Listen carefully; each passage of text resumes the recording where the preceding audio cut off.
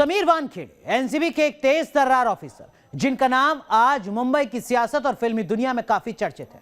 इसकी वजह है आर्यन खान ड्रग्स केस, क्योंकि समीर वानखेड़े ने ही आर्यन खान को गिरफ्तार किया है।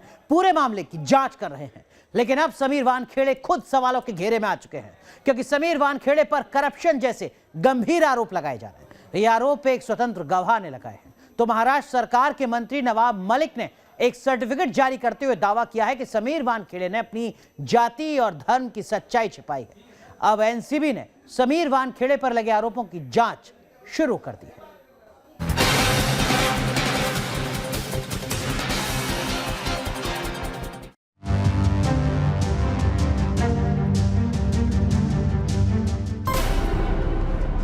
क्या है एनसीबी के जोनल डायरेक्टर समीर वानखेड़े पर लगे आरोपों का सच? क्या समीर वानखेड़े ने आर्यन खान को छोड़ने के एवज में घूस मांगी?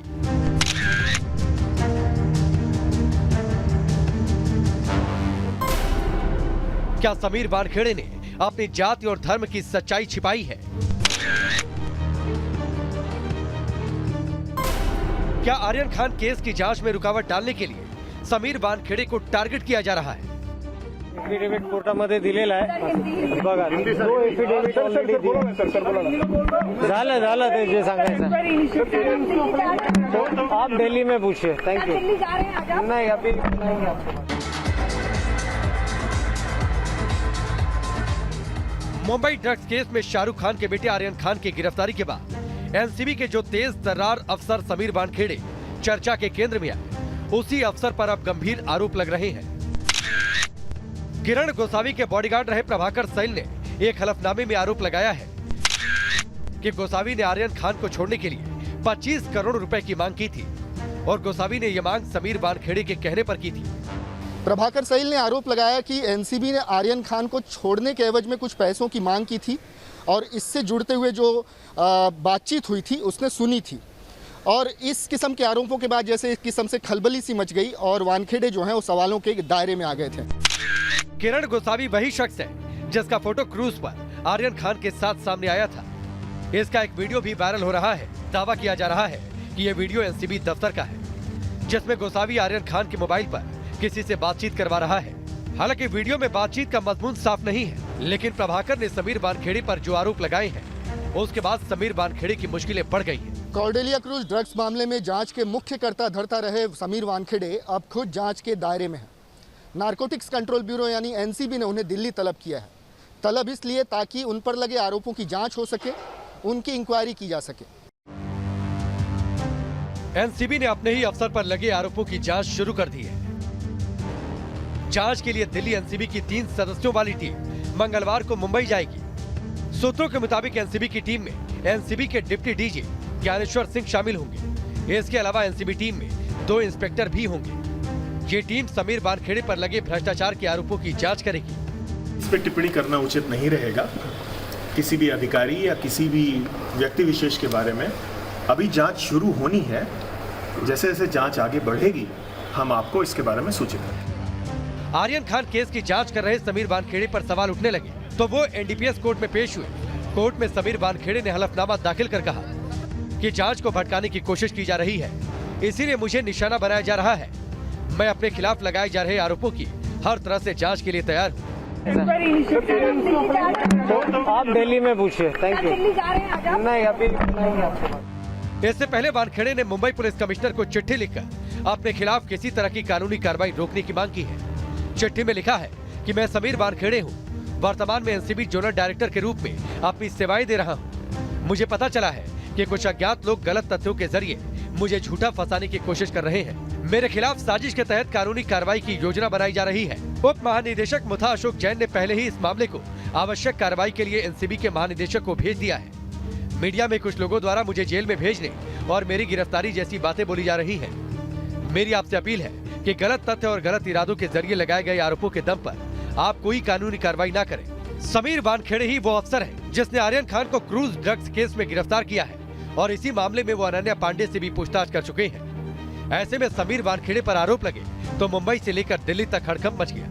ऐसे में एनसीबी के अफसर ज्यादा कुछ नहीं बोलना चाहते। जो भी कोर्ट प्रोसीजर है वो हम कर रहे हैं। इस पर अभी मैं कोई कमेंट नहीं करना चाहता हूँ। सारी चीजें माननीय न्यायालय के सामने लंबित है, तो उस पर कमेंट करना मेरे लिए उपयुक्त है। एफिडेविट है, लेकिन उनके विषय में आपसे शेयर नहीं कर पाऊंगा किन मुद्दों पर है। वहीं समीर वानखेड़े पर आर्यन खान केस में घूस मांगने का आरोप लगाने वाले स्वतंत्र गवाह प्रभाकर सैल के हलफनामे के बाद मुंबई पुलिस की क्राइम ब्रांच ने भी जांच शुरू कर दी है। क्राइम ब्रांच ने प्रभाकर सैल से पूछताछ की है। प्रभाकर सैल ने अपना बयान दर्ज करवा दिया है और समीर वानखेड़े से जान का खतरा बताते हुए सुरक्षा की मांग की है। प्रभाकर साहिल मुंबई के इस सहार पुलिस स्टेशन में पहुंचे, जहां वो पुलिस के साथ ही इस सहार पुलिस स्टेशन में पहुंचे थे, जहां उन्होंने पुलिस के सामने अपना बयान दर्ज किया और उन्होंने कहा कि उन्हें समीर वानखेड़े से अपनी जान को खतरा है, ऐसा लगता है, और इसीलिए वो अब मुंबई पुलिस से अपनी सुरक्षा चाहते हैं। दूसरी तरफ राज्य सरकार भी इस मामले को लेकर काफ़ी सख्त हो चुकी है और उन्होंने भी कहा है कि प्रभाकर साहिल को सुरक्षा मिलनी चाहिए। वहीं शिवसेना नेता संजय राउत ने भी प्रभाकर सैल के आरोपों के बाद एनसीबी की कार्रवाई पर सवालिया निशान लगाया है। मैंने एक वीडियो शेयर किया है जिसमें एक व्यक्ति बाजू में बैठी है, वो मनी लॉन्ड्रिंग के खेल का सबसे बड़ा इस मुंबई का खिलाड़ी है। वो वहाँ बैठा है अंदर, क्यों बैठा है? तो ये बहुत बड़ा खेल है और अब खेल शुरू हुआ है। वहीं जब से आर्यन खान की गिरफ्तारी हुई है तब से महाराष्ट्र सरकार के मंत्री और एनसीपी नेता नवाब मलिक ने समीर वानखेड़े के खिलाफ मोर्चा खोल रखा है। अब नवाब मलिक ने एक बर्थ सर्टिफिकेट ट्वीट करते हुए समीर वानखेड़े पर जाति और धर्म छिपाने का आरोप लगाया। बर्थ सर्टिफिकेट ट्वीट करते हुए नवाब मलिक ने लिखा, समीर दाऊद वानखेड़े का यहाँ से शुरू हुआ फर्जीवाड़ा। नवाब मलिक ने दावा किया है कि समीर वानखेड़े के पिता और मां मुस्लिम थे और उन्होंने अब फर्जी जाति सर्टिफिकेट बनवाया है। बर्थ सर्टिफिकेट उनका समीर दाऊद वानखेड़े का है, जो उनके पिताजी ने धर्मांतर करने के बाद नाम बदला था, उसे फिर दुरुस्त किया। उसके आधार पे कास्ट सर्टिफिकेट निकाला गया। जो दलित कैंडिडेट थे आईआरएस के, उनके अधिकारों को फर्जीवाड़े के जरिए छीना गया है। नवाब मलिक के इस दावे पर समीर वानखेड़े ने भी पलटवार किया। समीर वानखेड़े ने प्रेस रिलीज जारी करते हुए लिखा, मेरे परिवार और मेरी स्वर्गीय मां का अपमान किया जा रहा है। मेरा पक्ष जाने बगैर ही मंत्री मेरे ऊपर आरोप लगा रहे हैं। मेरे पिता ध्यानदेव वानखेड़े स्टेट एक्साइज डिपार्टमेंट में इंस्पेक्टर थे। साल 2007 में रिटायर हुए। उनके पिता हिंदू और मां मुस्लिम थी।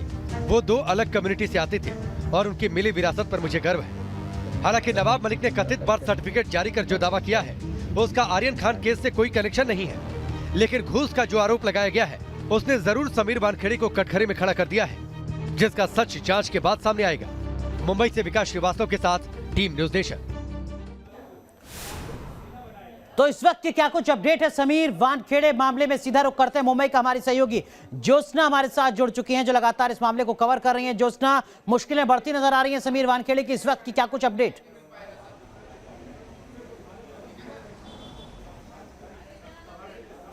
बिल्कुल सही कहा, क्योंकि समीर वानखेड़े ने मुंबई सेशन कोर्ट में भी एक याचिका दाखिल की थी। एनसीबी ने एक अर्जी दी थी और उसी के साथ समीर वानखेड़े ने भी अर्जी दी थी, और उस अर्जी में समीर वानखेड़े और एनसीबी की तरफ से कहा गया था कि समीर वानखेड़े इन अधिकारी को टारगेट किया जा रहा है और उनके परिवार को टारगेट किया जा रहा है, उनके ऊपर मीडिया ट्रायल चल रहा है।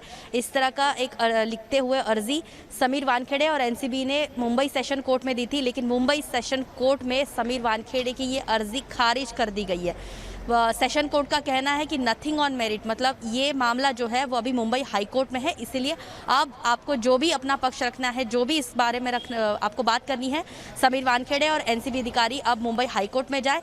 सेशन कोर्ट इसमें अभी कुछ कर नहीं सकता, ऐसे कहते हुए मुंबई सेशन कोर्ट में आज समीर वानखेड़े और एनसीबी की जो अर्जी थी उसे खारिज कर दिया गया है। ये समीर वानखेड़े को एक पहला और बड़ा झटका हम कह सकते हैं। दूसरी तरफ मुंबई के वर्षा बंगला, जो महाराष्ट्र के सीएम उद्धव ठाकरे का है, वहां पर उस बंगले पर आज राज्य के गृह मंत्री दिलीप वलसे पाटिल और सीएम के बीच में बैठक हुई, जिसके बाद बैठक के बाद जब गृह मंत्री जब बाहर निकले वर्षा बंगलों से, तब उन्होंने बयान दिया है मीडिया को कि प्रभाकर सैल जिसने मुंबई पुलिस से अपनी सुरक्षा की मांग की है, हम उसको सुरक्षा जरूर देंगे। बिल्कुल बिल्कुल, महाराष्ट्र में बने रहिए हमारे साथ। बेहद अहम बात आपने कही। दिलीप वलसे पाटिल महाराष्ट्र के गृह मंत्री, वो क्या कुछ कह रहे हैं इस पूरे मामले पर, सुनाते हैं जरा।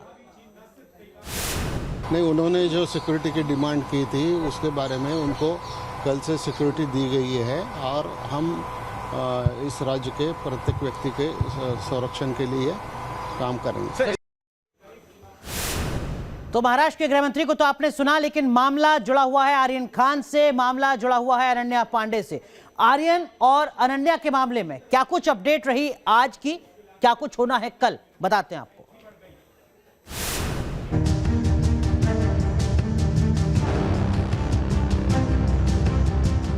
आर्यन खान ड्रग्स केस में एनसीबी सबूत जुटा रही है। फिल्म अभिनेत्री अनन्या पांडे से भी एनसीबी लगातार पूछताछ कर रही है। आर्यन खान से कथित व्हाट्सएप चैट को लेकर 2 दिन तक अनन्या से एनसीबी ने सवाल जवाब किए। करीब 6 घंटे की पूछताछ अनन्या से एनसीबी अब तक कर चुकी है। सोमवार को भी अनन्या को एनसीबी के सामने पेश होना था, लेकिन अनन्या पांडे ने एनसीबी से पेशी टालने की गुजारिश की, जिसे एनसीबी ने स्वीकार कर लिया। इसके चलते आज अनन्या पांडे से पूछताछ नहीं की गई। बताया जा रहा है कि अब किसी और दिन एनसीबी अनन्या को पूछताछ के लिए समन जारी करेगी। दूसरी तरफ जेल में बंद आर्यन खान के लिए मंगलवार का दिन काफी अहम है, क्योंकि मंगलवार को आर्यन खान की जमानत अर्जी पर बॉम्बे हाईकोर्ट सुनवाई करेगा। आपको बता दें कि 3 अक्टूबर को मुंबई में क्रूज पर चल रही पार्टी के दौरान ड्रग्स केस में आर्यन खान को एनसीबी ने गिरफ्तार किया था। तब से आर्यन जेल में है। Team news nation. चलिए एक बार फिर रुक करते हैं मुंबई का। हमारी सहयोगी ज्योत्सना हमारे साथ जुड़ी हुई हैं। ज्योत्सना, अनन्या की पेशी कब और आर्यन के लिए कल का दिन बेहद महत्वपूर्ण?